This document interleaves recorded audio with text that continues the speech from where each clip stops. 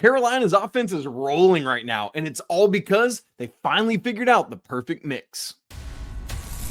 This is Tyler Hansborough, and you're listening to Locked On Tar Heels. You are Locked On Tar Heels, your daily podcast on the UNC Tar Heels. Part of the Locked On Podcast Network, your team every day. Hey, what's up? It's Monday, March 3rd, 2025. Welcome into the Locked On Tar Heels podcast, the only daily North Carolina show out there.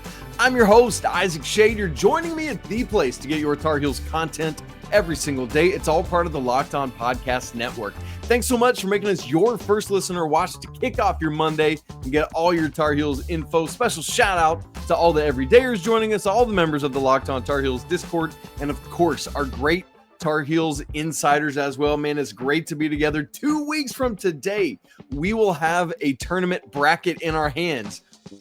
Will the team in it? I don't know. The women will be. The guys, we're going to find out over the course of the next 2 weeks, and it's going to be a ride, y'all. I'll just tell you that. This episode is brought to you by FanDuel. Right now, new FanDuel customers can get $150 in bonus bets if your first $5 bet wins. Coming up on the show today, y'all, Carolina riding a 5-game winning streak after knocking off Miami on Saturday, 92-73. None of these wins have been against like crazy high-level teams, but guess what? Carolina has their longest winning streak of the season, and that ain't nothing. Tar Heels now 19-11 overall, 12-6 in ACC play. Just 2 games left in the regular season at Virginia Tech tomorrow night, and then hosting Duke for senior night on Saturday. So Carolina, by virtue of all this, has kept themselves smack dab in the middle of the bubble conversation. We're not going to talk much about that today, but I'm going to lead off tomorrow's show with that because I've been digging into the numbers on this thing, and I got some qualms with where the bubble's at. So we'll get there tomorrow. As for today, Four Corners recap. We'll talk about Ven-Allen Lubin's efficiency, all this great stuff, the shady stat of the game, a little bit of RJ Davis talk there. We'll have the weekend whip around. Oh, a tough senior day for the women's basketball team on Sunday. I am feeling it. But here's where we're going to start. North Carolina's offense right now is untouchable, it seems. And for me, it's because they have finally figured out the right mix of personnel at the right times. They have figured out more with role definition. It feels like very much last year. Part of what made last year so strong was Carolina's role definition that I didn't think they had, in that previous season, 22-23, when they didn't make the tournament. I think that's going right now. In Carolina's 5-game winning streak that they're on right now, one of the things you can do at barttorvik.com is adjust for certain segments of a season. From the beginning of Carolina's 5-game winning streak, so like the day of the Syracuse game through the present, the Tar Heels rank as the 4th most efficient offense in the nation out of all 364 teams. They're number 4 in this 5-game winning streak. That's crazy. Now, part of the bad news is Duke is right up there too at number 2. So like you're right in that conversation though. Carolina finally doing what they need to be doing. They have been operating. Again, I know it's not against elite level teams, but this rating takes that into account. That's phenomenal what the Tar Heels are doing. A lot of it is the balance that's happening, and that's what I want to talk about specific. We'll start with the game on Saturday against Miami. Carolina, from a player balance standpoint in terms of offense, we're talking strictly offense here. Six, y'all, different Tar Heels scored in double figures per Carolina. That's the first time that's happened since the 1988-89 season. I was 5. Ven-Allen Lubin, 19 points. Drake Powell, 16. RJ Davis, 13. Jaylen Withers and Ian Jackson, both 11. And Seth Trimble, 10. Just think about this. Elliot Cadeau had 9 points. He was 1 of 2 at the free throw line. He makes both of those. We're talking about 7 Tar Heels in double figures, man. That is absolutely crazy. Talking about this balance. It's not just the double figures. 9 Tar Heels played in this game. 9 Tar Heels scored in this game. And I talked about this on the live reaction show on Saturday. I think I kind of bungled it as I was trying to figure it out in real time. So let me give it to you straight. In Carolina's first 9 scoring plays, 8 different Tar Heels scored. And the reason I put it that way is because one of those was a free throw. So it wasn't the first 9 baskets. It was the first 9 times Carolina scored. 8 different Tar Heels scored. The only double in that was Drake Powell. The first 5 were the 5 starters: Ven-Allen Lubin, Elliot, Cadeau, Jaylen Withers, RJ Davis, Drake Powell. Then Jalen Washington comes in and he scores. Then you get a Drake Powell bucket, 7th, and then Ian Jackson, and then 2 Seth Trimble free throws. So the first 9 times Carolina scored, 8 different Tar Heels. How on earth, if you are Virginia Tech getting ready for this to come to you tomorrow night, how are you going to say, oh man, well, we got to defend RJ Davis? Cool. Well, then that's going to leave Ian Jackson open. And what on earth is Jaylen Withers all of a sudden? And look at Ven-Allen Lubin just never missing a field goal attempt, right? Like, you got to contend with all of that. And if I'm an opposing coach, that's the last thing I want to see, is this very talented Carolina team figuring it out. Now, of course, as we're all talking about right now, why could they not get to this earlier in the season? Look, transfer portal era, it's taking longer. I wish they had figured it out too, but you know what? They figured it out. And maybe it's soon enough to make something happen. Now, what's part of this balance is not just wide diversity, horizontal, east and west. We're talking north and south too. And by that, I mean Carolina is getting some north and south, some inside outside game going. And I think that's a big part of this. You're noticing the last 5 games, Carolina has been shooting so well from beyond the arc. In this game in particular, they were 10 of 18, the Tar Heels were, from outside the three-point line. That's 55.6%. But this inside-outside balance is beautiful because it wasn't just that. Carolina led points in the paint 46-28. And I think so often, let me just continue to reframe this for us. I've been trying to do this a lot this season. Why? Because I need this reframing myself. When we think points in the paint, what do we think? A big posts up, you get a nice little entry pass, find the right angle, boom, layup, baby hook, whatever it is. It's not just about doing that. You hear Coach Davis talk about it all the time. We're going to score in the paint, whether through pass or penetration or whatever it is. And so if Carolina is starting to hit from outside, which they are, and again, by they, I mean a whole boodle of them, right? In this streak, you've had at least 4 different Tar Heels make a 3 in every one of these games. So you got that. What does it do? It draws the defense out. You got more driving lanes. You got more entry pass angles. So you can get an entry pass into Ven-Allen Lubin or a lob up top. Or there's more driving lanes for Elliot or RJ or Ian to get to the rim and finish, or Seth, whatever it is. That's what we're talking about, man. So it's both this horizontal thing where a whole bunch of dudes are scoring, but you got this north and south where it's happening beyond the arc and it's happening in the paint. At the free throw line, Carolina has been getting over 20 free throw attempts. They ain't hitting as many as they need to be. We'll talk about that in a little bit, but they're getting there. They're getting there, and they're doing that consistently as well. And all of that, what does that all culminate into? Well, let me put an exclamation point on all this. 5 straight games of 80 or more points for Carolina. Their average points per game in this span, 90.8 points a game. That's ridiculous against conference opponents. I don't care how good or how bad the ACC is. You're dropping 90.8 per game over a 5-game stretch. Come on, man. That's ridiculous stuff. Carolina in that stretch has double-digit wins in the last 4 of these 5 in the Syracuse game. It wasn't like it was a 1-possession game or anything like that. This is the first time that Carolina has scored 80 or more 5 straight games against ACC opponents since February of 2018. 19, 20, 21, 22, 23, 24, 25. That's 7 seasons worth. I counted off like that because 2018 doesn't seem that long ago, but I want us all to see just how long ago it is. Carolina's offense is doing some historic things right now, and it's great to see.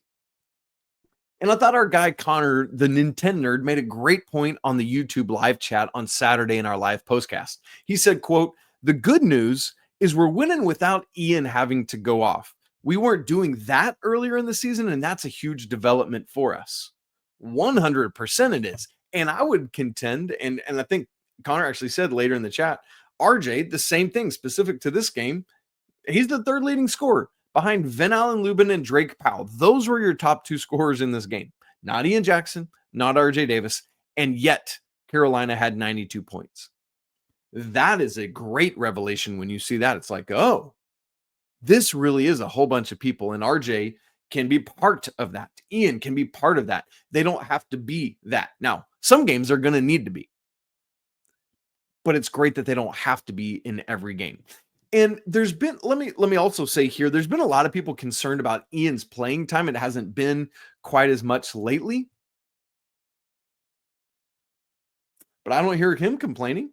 I see a lot of W's in Carolina's record book instead of L's. And so it's like, yeah, I would love for Ian Jackson to play more. But as I said, I think the coaches have figured out the mix right now. And at least for right now, this is working really well. And man, you don't mess with that juju. You let it keep rolling. If that means Ian's only playing 13 to 18 minutes a game right now, so be it. There will be a game. Maybe it's against Duke. Maybe it is in the ACC tournament when Carolina is going to have to rely more heavily on Ian Jackson. And he'll be ready because he's a dude. But right now, he's doing, I love this, man. He's whatever I got to do for the team, he's all in. And you see the W's stacking up. So until that changes, you keep rocking with it. And I understand, like, play Ian more. I mean, what more do you think's going to happen, right? Like, he had 0 assists and 3 turnovers on Saturday. That you got to sit him down to teach him a lesson in that moment. And speaking of the other freshman, Derek Tyson said on the YouTube live chat, I think Drake Powell can be a great scorer like Matthew Cleveland, kind of similar in length and athleticism. Matthew Cleveland used to be at Florida State, now at Miami, put on a clinic, a show on Saturday. He had been out for a couple of games, was back, looked great for Miami. And Drake had some nice defense on him, some nice individuals. Just sometimes Cleveland just beat him, man, with a great shot. And I love Derek's point here of like, Drake saw what he can be in this game. And I think he's been finding out more and more and more of that. We're seeing the full Drake Powell on display, and it is sexy. I love it, man. Give me all of everything that Drake Powell can do, and let's keep leaning into that. So Carolina's offense, man, I absolutely love how much it is rolling right now, and that's great.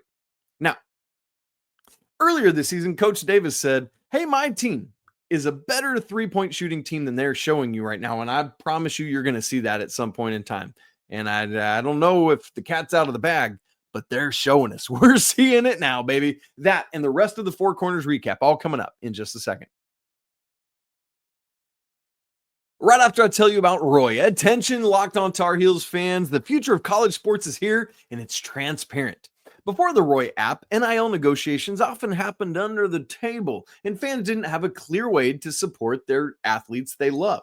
Now, with Roy, you get to be part of the change and support Tar Heel athletes directly and in the most transparent way possible. Roy, the NIL app, it allows you, the fan, to choose the player you want to support, decide how much to contribute, and receive exclusive content from the athletes you back. The best part, if your player transfers, you get your money back. It's a risk-free way to show your support.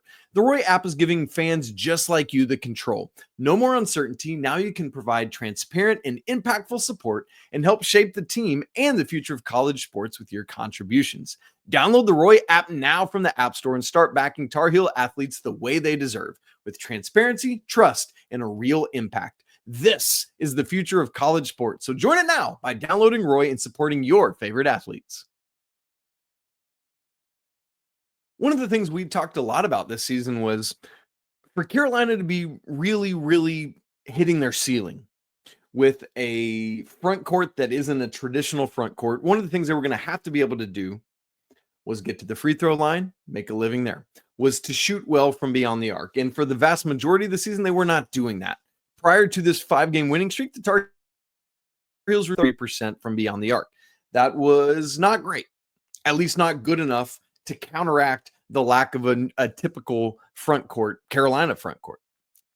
Well, in the last 5 games, the Tar Heels have shot 50 of 108 from beyond the arc. That's phenomenal stuff right there. 50 of 108. I forgot to write down what the actual percentage is, so let's do that in real time. 46.3%, you guys. Crazy stuff. And what that all means is because Carolina has been so prolific and efficient, their three-point shooting percentage has gone from 32.3% as a team up to 34.6%. That's 2.3 percentage points up over a span of just 5 games. Now, the Tar Heels are the 134th best team in the nation in terms of three-point percentage. That's still not elite, of course, but they have taken a massive jump from where they were. And 5 games over the course of a season that, can climb to 40 games if you make it all the way to the NCAA championship game. That's a great representative sample of your season. This is not some statistical anomaly. This is happening. Carolina's got to keep doing it, though. They just got to keep bombing away. And it's got to keep coming from a whole bunch of dudes. But I love this thing. Carolina, really, really good stuff, man. 10 of 18 from beyond the arc is crazy. Now, number 2 in our Four Corners recap, we had a couple things from the YouTube live chat that I wanted to bring into the Four Corners recap. And this is a question about Jay Witt. Actually comes from Derek Tyson, who we just mentioned. He asked this question, and I love the question, so I wanted to go look it up and bring it in here. What is our record when Jae'lyn Withers gets 20-plus minutes in the past 2 seasons? So basically, in his Carolina career, what is the Tar Heels record when Jae'lyn Withers plays 20 or more minutes? So last season, his first in Chapel Hill, he only played 20 minutes or more 4 different times. Carolina was 3-1 in those games. This season, in Carolina has played 30 games. He's played 20 or more minutes in 11 of those. Carolina is 8-3 when Jay Witt plays 20 or more minutes this season. That means in total in his Carolina career, the Tar Heels are 11-4 when Jay Witt goes 20 minutes or more. There's a couple wrinkles to that. Obviously, we can think of. There's a lot of games where he's been the version of Jay Witt, and he shouldn't be playing 20 minutes or more. But you see what happens to Carolina when he's not doing that. They're not the best version of themselves, and so they lose more. Consequently, this season, in the 19 games where Jaylen Withers has played under 20 minutes, the Tar Heels are 11-8. So 8-3 when he plays 20 or more minutes, 11-8 when he plays fewer than 20 minutes. This is a great observation from Derek Tyson here of realizing, not only do we need Jay Witt to be playing well, but we need him to be playing a lot. But in order for him to play a lot, he's got to play well. That means, translation, consistent Jay Witt has to keep showing up. He's been doing it and doing it and doing it since Coach Davis wisely put him in the starting lineup. He saw the things he needed to see and said, let's roll it. And they've been doing it, man. That front court combo of he and Ven-Allen Lubin is doing well. I got hand up.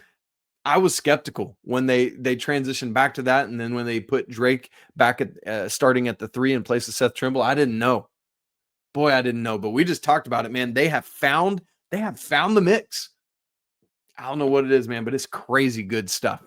So, with Jay Witt, man, I love it because he was a great distributor in this game against Miami. 4 assists, 0 turnovers. Jaylen Withers? Yeah.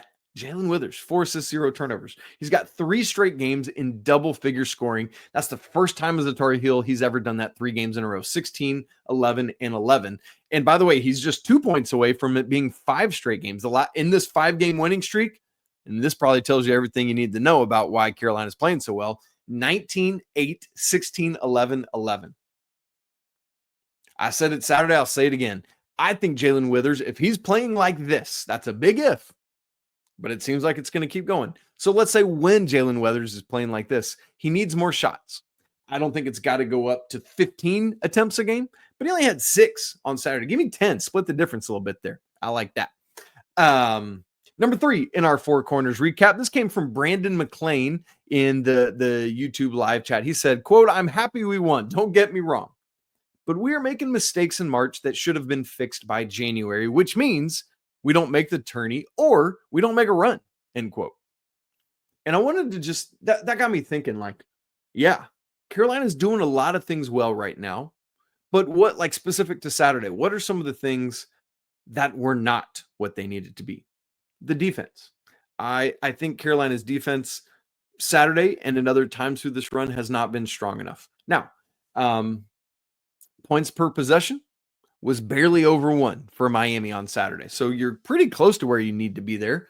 But there were just times when the defense wasn't strong enough. Now, sometimes, as I said earlier about Matthew Cleveland, sometimes the dude just made a shot and you tip your cap and move on to the next possession. I mean, Carolina won this game by 19 points. Let's not forget that.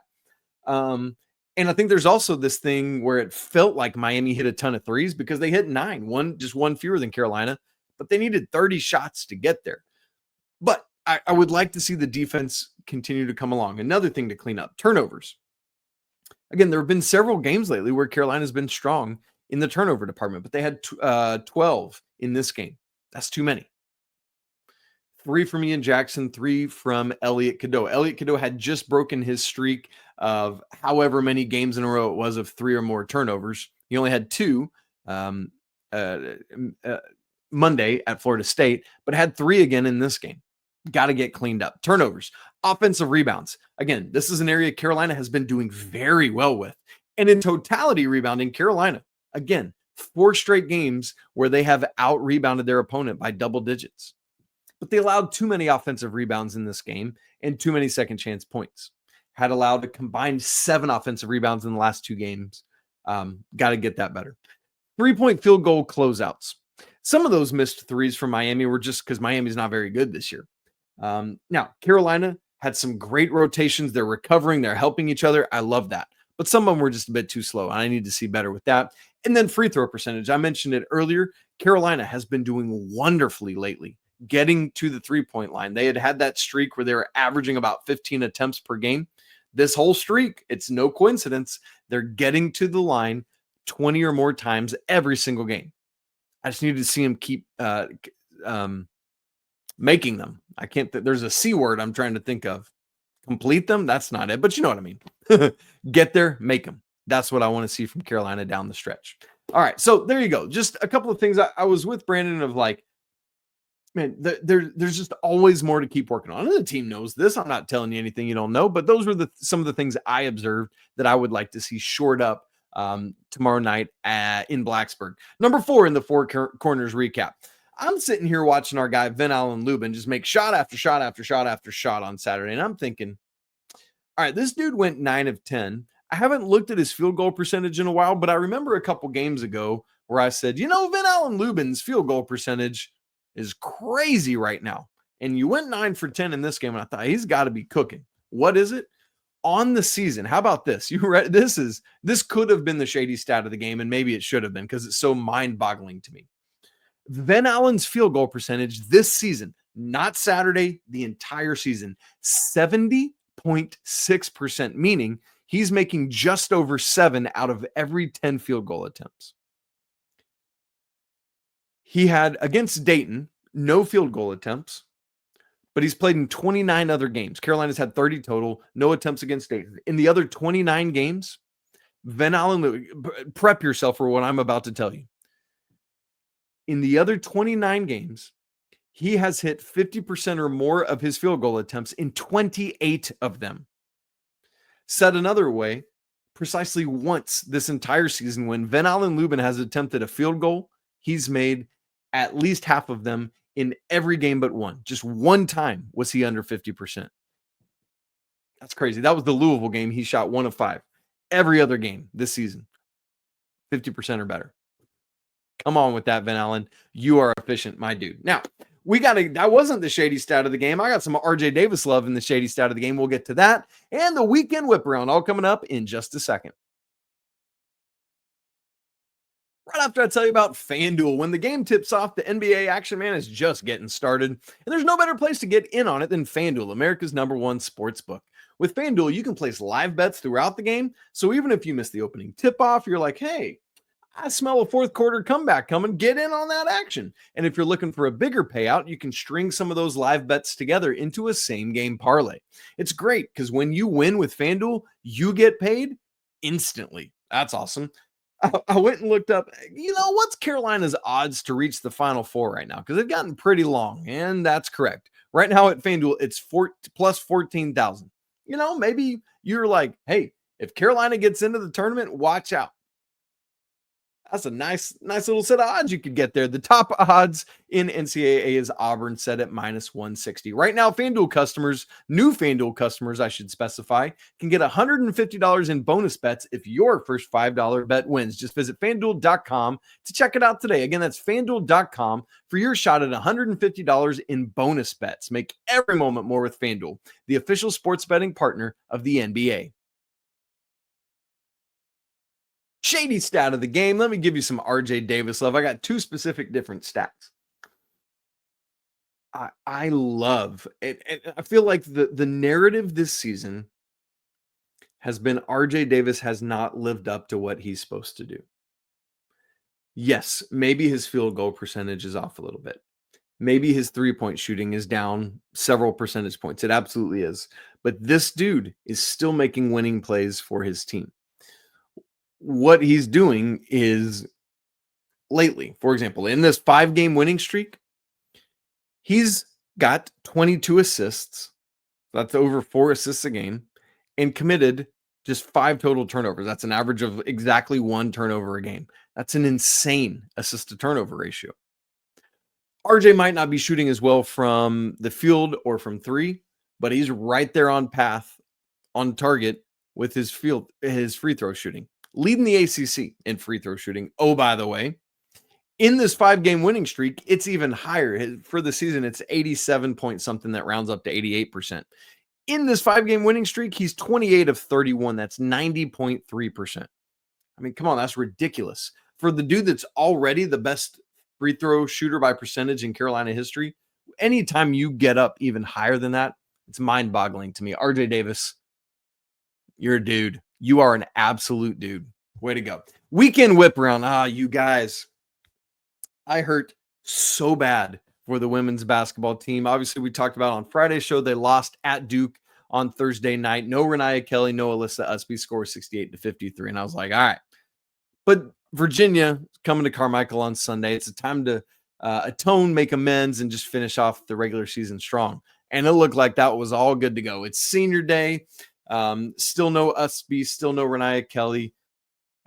Heels go up 18 in the second quarter. It's 41-23. Just need to win and kind of secure their place in the ACC tournament. And for a while, it seemed like it didn't even matter. No Usby, no Renaya Kelly. We're cruising. But then Carolina allows a 7-0 run to close the second quarter. And it's just one of those twinges like, I don't love that.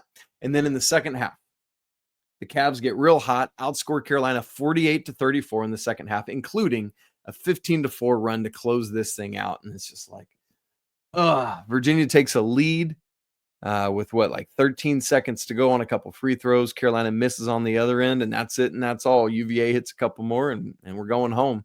Carolina loses by 3. Painful way to end the regular season. But tournament time, everything's new.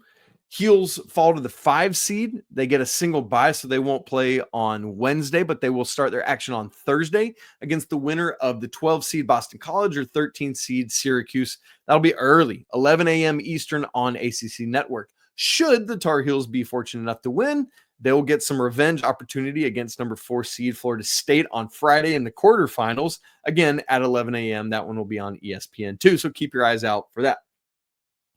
As for a team that is just on fire right now, Diamond Heels, the baseball team, is 12-0 on the season, 5th nationally. We'll see what the new ranking is when it comes out, if they move up at all. This is the 4th 12-0 start in Carolina program history and the first one since 2013. They swept Stony Brook over the weekend, Friday through Sunday, scores of 16-2, 6-1, and 9-5. Coach Steve Forbes, that's Wake Forest basketball coach. Scott Forbes' club, man, is absolutely rolling right now. Softball has won 9 straight themselves. They're 18-3 on the season. They had the Mizuno Showdown in Chapel Hill this weekend. Won all 6 games they played against St. Joe's on Friday, 18-3.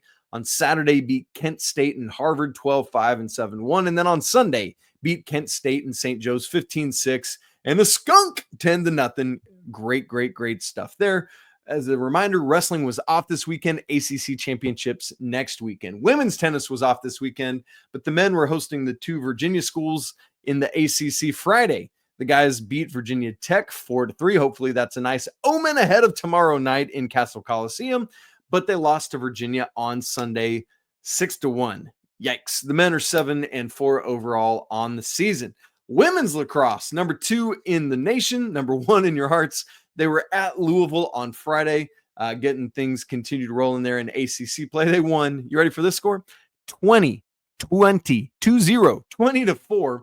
And that's good stuff. The ladies are up to 5-0 now. The men had 2 more ranked competitions of their own. The ladies were finally not playing a ranked opponent, but the men were hosting number 13 Penn and number 8 Princeton this weekend. The men double up Penn on Friday 16-8, and then Princeton just squeaked by the Tar Heels 14-12 on Sunday. So the guys fall to 4-1 on the season. They're in great shape.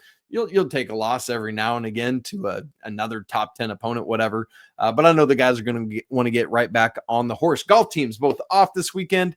Swimming and diving had the Tennessee Last Chance meet on Friday and Saturday. Just a couple notable results. PJ Foy set the Carolina record in the 100-meter fly. First UNC swimmer ever to go sub 45 in this event, 44.91.